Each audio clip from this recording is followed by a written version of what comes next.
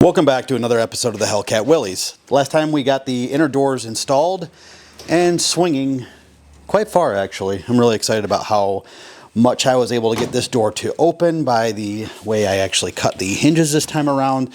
We're definitely changing that to our main way to assemble them. But we're on to the point to where I need to put the latches in, and we use a nice bear claw latch from Rocky Hinge. And they're going to have to go right in here. So we got to cut everything out. I have a little template that I made that I'll go through and mark it up, cut it out, and then install the latches. After the latches are on, we can put our remote keyless entry system in, but that's going to be on another episode. I'm Zach Leber. This is the Laboratory. Let's get to work.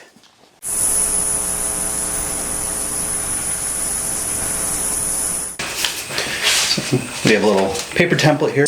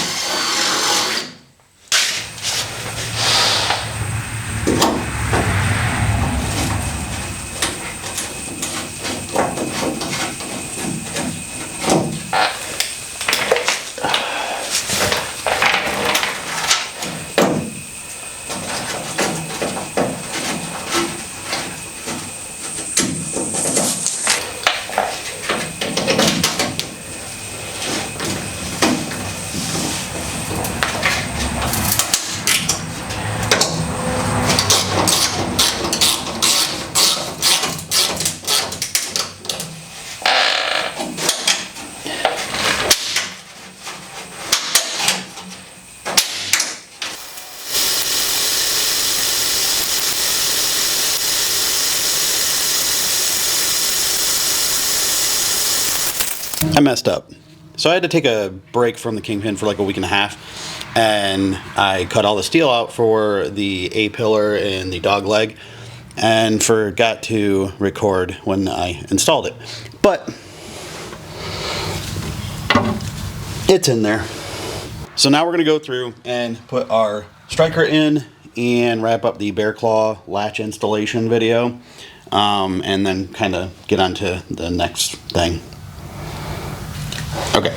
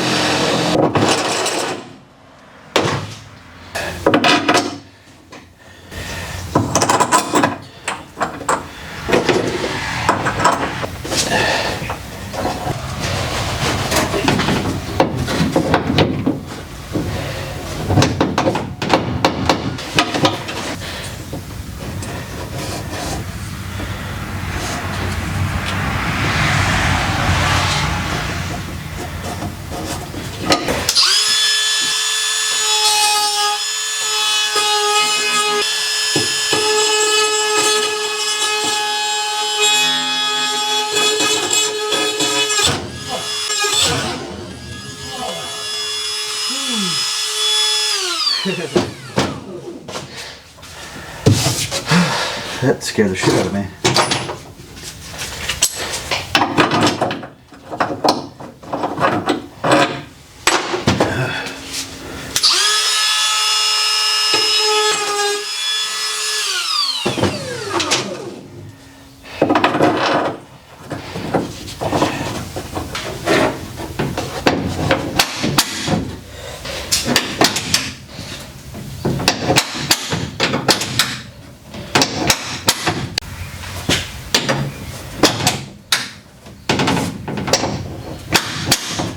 Little side note, I couldn't figure out a good way to place the camera to actually show how I was finishing the floor up, but I did get it all finished.